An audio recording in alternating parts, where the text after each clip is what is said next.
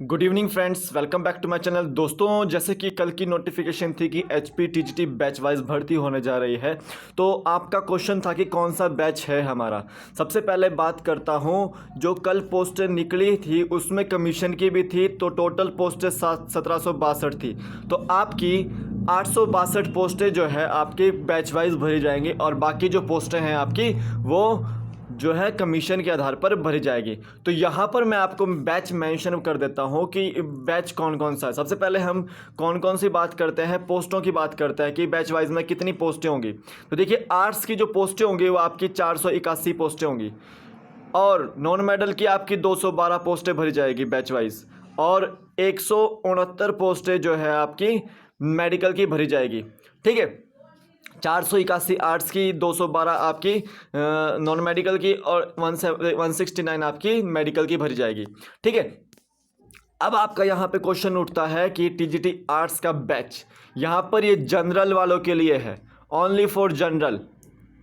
TGT arts batch general का 2000 का चला हुआ है। उसी तरह से टीजीटी नॉन मेडिकल का बैच जनरल का 1999 का चला हुआ है। ठीक है, उसी तरह से टीजीटी मेडिकल का बैच 2001 का चला हुआ है। ठीक है, अब बात करते हैं इकोनॉमिकली वीकर सेक्शन की। आर्ट्स का बैच 2003 का, फिर 2003 का नॉन मेडिकल का ही, और मेडिकल का 2006 का। ठीक है, अब बात करते हैं आपका ओबीसी वाले, जिनके ओबीसी कैटेगरी है। आर्ट्स वाले देखें, 2003 का बैच चला हुआ है, 2002 का बैच चला हुआ है नॉन मेडिकल में, और 2006 का बैच चला हुआ है मेडिकल में। ठीक है, ये ओबीसी वालों के लिए है। उसके बाद एससी कैटेगरी, एससी कैटेगरी में आर्ट्स का 2003 का बैच चला हुआ है, 2006 का बैच आपका नॉन मेडिकल का चला हुआ है, और 2006 ही का बैच आपका मेडिकल में चला हुआ है। ये आपका एससी कैटेगरी का बैच है। फिर आपकी जो एसटी कैटेगरी आती है, तो उसमें आर्ट्स का बैच 2004 का, फिर आपका 2007 का जो है नॉन मेडिकल का, और 2005 का मेडिकल का। तो ये सारे के सारे बैचेस चले हुए हैं। तो आप यहाँ पर देख सकते हैं कि कौन कौन से बैचेस जो हैं चले हुए हैं। तो आपका कल एक क्वेश्चन और भी था कि बीएड का ईयर के हिसाब से लिया जाएगा बैच या टैट के हिसाब से लिया जाएगा। तो देखिए, टैट तो पहले नहीं होता था, ये कब से हुआ, 2012 या 13 से आसपास हुआ है स्टार्ट। ठीक है, तो बीएड का जो है इसमें बैच लिया जाता है। तो देखिए, मान लीजिए कि 2000 का में किसी ने बीएड करी है, तो वही कैंडिडेट एलिजिबल होगा इस बैच वाइज भर्ती में। और साथ ही साथ उस 2000 के कैंडिडेट ने टैट भी क्वालिफाई किया होना बहुत ज़रूरी है। ठीक है, टेट क्वालिफाई किया होना बहुत ज़्यादा ज़रूरी है। ठीक है, तो ये आपको याद रखना है कि जब आपने बीएड करी है, जब आपने बीएड करी है, मान लो आपने 2000 में बीएड करी है, तो आपका जो बैच यूज़ होगा वो 2000 का बैच ही यूज़ होगा। ठीक है, तो ये आप याद रखें। तो ये क्वेश्चन आपको अगर कोई भी अभी डाउट है तो आप मुझे कमेंट सेक्शन में लिखिए कि मुझे ये डाउट है, मैं आपको कल के वीडियो में आपको वो डाउट जो है क्लियर कर दूंगा। ठीक है, अब चलते हैं हमारे आज के टॉप एमसीक्यूज़ की ओर। जो आज डे है वो वर्ल्ड एनवायरनमेंट डे है। क्या तारीख है आज? 5 जून है आज। ठीक है, पर्यावरण दिवस है, विश्व पर्यावरण दिवस। तो इसकी जो है थीम क्या है? क्या इसकी थीम टाइम फॉर नेचर है? क्या इसकी थीम सेलिब्रेट बायोडाइवर्सिटी है? क्या इसकी थीम ब्यूटीफुल नेचर है? क्या इंपॉर्टेंस ऑफ नेचर है इसकी थीम? तो देखिए, जो एनवायरनमेंट डे है आपका, वर्ल्ड एनवायरनमेंट जो डे जो आपका 5 जून को मनाया जाता है, उसकी जो थीम है वो सेलिब्रेट बायोडाइवर्सिटी है। ठीक है, तो सेलिब्रेट बायोडाइवर्सिटी है, तो आपको बी ऑप्शन लगाना है। कई जगह टाइम फॉर नेचर भी दिया हुआ है। ठीक है, बट वो गूगल का है थोड़ा सा, तो यहाँ पर मैंने जो ये डाटा निकाला है उसमें सेलिब्रेट बायोडाइवर्सिटी मुझे ऑप्शन दिखाई दिया। ठीक है, तो ऑप्शन बी इसका राइट आंसर है कि एनवायरनमेंट डे की थीम क्या है आपकी? Celebrate biodiversity. ठीक है, नेक्स्ट क्वेश्चन है, what is the theme of world no tobacco day? No tobacco day आपका कब मनाया गया था? अभी 31 मई को मनाया गया था। ठीक है, तो उसकी थीम क्या थी? क्या protecting youth from cigarette smoke उसकी थीम थी? क्या protecting youth from industry manipulation and preventing them from tobacco and nicotine उसकी यूज थी, थीम थी। लेस स्मोकिंग उसकी थीम थी। क्या प्रोटेक्शन फ्रॉम स्मोक उसकी थीम थी। तो देखिए वर्ल्ड नो टोबैको डे की जो थीम थी वो WHO द्वारा दी गई थी, protecting youth from industry manipulation and preventing them from tobacco and nicotine use. ठीक है, जो यूथ है हमारा उनका उनको हमें इंडस्ट्री मैनिपुलेशन की से बचाना है और उनको टोबैको और निकोटीन जो हार्मफुल पदार्थ होते हैं उनसे भी बचाना है। तो आपको ये याद रखना है। तो ऑप्शन बी इसका राइट आंसर होगा। नेक्स्ट क्वेश्चन देखते हैं। Which Indian naval establishment was awarded by the president colour in February this year.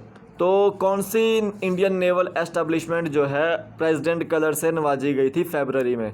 क्या INS विक्रांत थी, क्या INS सतलुज थी, क्या INS शिवाजी थी, क्या INS शिवालिक थी। तो देखिए आपकी जो INS शिवाजी थी वो आपकी प्रेसिडेंट कलर से नवाजी गई थी फरवरी में। तो ऑप्शन सी इसका राइट आंसर है।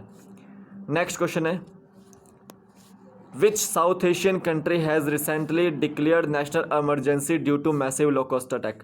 लोकस्ट अटैक अभी आपका टिड्डी हमला चला हुआ है। ठीक है, तो एक कंट्री थी साउथ एशियन जिन्होंने डिक्लेयर की है नेशनल इमरजेंसी। कौन सी वो कंट्री थी? क्या पाकिस्तान थी, क्या नेपाल थी, क्या श्रीलंका थी, तो क्या भूटान थी। तो देखिए ये पाकिस्तान कंट्री थी जिन्होंने भारत में भी टिड्डियों से हमला किया हुआ है। ठीक है, तो ये टिड्डियों के लिए ये फेमस हो रहे हैं और कोरोना के लिए चाइना फेमस हो रहा है। तो आप इसको याद रखें कि पाकिस्तान की जो टिड्डियां हैं वो भारत में घुसी हुई हैं। ठीक है, वो चाहे कश्मीर से घुसे, चाहे वो पंजाब इलाके से घुसे या फिर राजस्थान से घुसे, तो वो घुसी हुई हैं। तो ऑप्शन ए इसका राइट आंसर है। नेक्स्ट क्वेश्चन है, which of the following country कीजिएगा यहाँ पे, माफ़ कीजिएगा, do not touch the boundary of Red Sea. Red Sea की बाउंड्री कौन सी कंट्री नहीं टच करती। तो देखिए सऊदी अरबिया भी करती है, सूडान भी करती है, इजिप्ट भी करती है, लेकिन लीबिया नहीं करती। तो ऑप्शन बी इसका राइट आंसर है। ठीक है, ऑप्शन बी इसका राइट आंसर। ठीक है, रेड सी आपको पता ही है, सऊदी अरेबिया, सूडान, इजिप्ट के बीच में है, इतना सा पार्ट है। ठीक है, तो यहाँ पर आप याद रखें। नेक्स्ट क्वेश्चन है, the plural of ship. Ship का प्लूरल बताना है। ठीक है, प्लूरल ऑफ शिप, क्या शिप्स होता है, क्या शिप ही होता है, क्या शिपेज होता है, या फिर लैम्ब होता है। तो देखिए हम कभी कभार क्या करते हैं कि शिप का जो आपका प्लूरल बताते हैं वो लैम्ब बताता है, लेकिन लैम्ब नहीं होता, वो प्लूरल होता है आपका शिप। तो ऑप्शन बी इसका राइट आंसर होगा। ठीक है, ये गूगल का ही है। ठीक है, मुझे भी यही लग रहा था कि लैम्ब होगा, पर मे बी लैम्ब नहीं है, इसका जो है आंसर शीप है, ऑप्शन बी। ठीक है, नेक्स्ट क्वेश्चन है, choose the one which correctly match it has been raining dash morning. कौन सा करेक्टली मैच है इसमें। ठीक है, मॉर्निंग के साथ आपका सिंस लगता है, तो ऑप्शन ए इसका राइट आंसर है।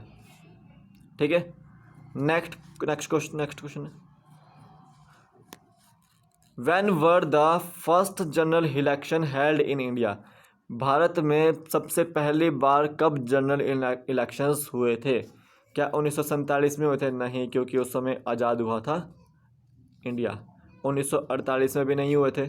1950 में आपका फर्स्ट रिपब्लिक डे मनाया गया था। ठीक है, और 1952 को जो है आपके फर्स्ट इलेक्शन हुए थे भारत में, इंडियन फर्स्ट जनरल इलेक्शन हुए थे। तो ऑप्शन डी इसका राइट आंसर है। Next question, Aral sea is in. जो अराल सी है वो किस में है। क्या कजाकिस्तान में है, क्या उज्बेकिस्तान में है, क्या पाकिस्तान में है, क्या बोथ ए एंड बी में है। तो देखिए जो अराल सी है वो कजाकिस्तान में भी है और ये थोड़ा सा नीचे उज्बेकिस्तान का इलाका उसमें भी है, तो इन दोनों को जोड़ती है। तो आपका डी ऑप्शन इसमें राइट आंसर है। ठीक है, नेक्स्ट क्वेश्चन है, Borneo island have 3 major country. तो मैंने आपको कल बताया था कि बोर्नियो आइलैंड ये आपका जो चाइना सी में नीचे एक आइलैंड है, उसमें 3 मेजर कंट्रीज़ है। एक इंडोनेशिया है नीचे, फिर बीच में मलेशिया है, फिर ऊपर ब्रुनेई है। ठीक है, और इस इंडोनेशिया से आपकी जो है आपकी इक्वेटर लाइन जाती है। ठीक है, इंडोनेशिया के 4 पार्ट है, एक सुमात्रा है, एक जावा है, एक बाली है, एक लॉम्बोक है। ठीक है, आपको याद रखना है। और साथ साथ ब्रुनई बोर्नियो आइलैंड का भी पार्ट उसके पास है। ठीक है, और इस सुमात्रा से इक्वेटर लाइन गुजरती है, तो यह चीज़ आपको याद रखनी है। तो ऑप्शन डी इसका राइट आंसर है। तो ये आज के टॉप MCQs थे जो मैं लेकर आया था। तो अगर वीडियो अच्छा लगा हो तो प्लीज़ लाइक कीजिएगा, और अगर आपको अभी भी कोई डाउट है तो मुझे प्लीज़ कमेंट सेक्शन में लिखिएगा। ठीक है, वहाँ पर आपको हर एक चीज़ का सॉल्यूशन मिलेगा। ठीक है, तो आप वीडियो को लाइक कर दीजिए, शेयर कर दीजिए और सब्सक्राइब कर दीजिए, और ज़्यादा से ज़्यादा जय हिंद।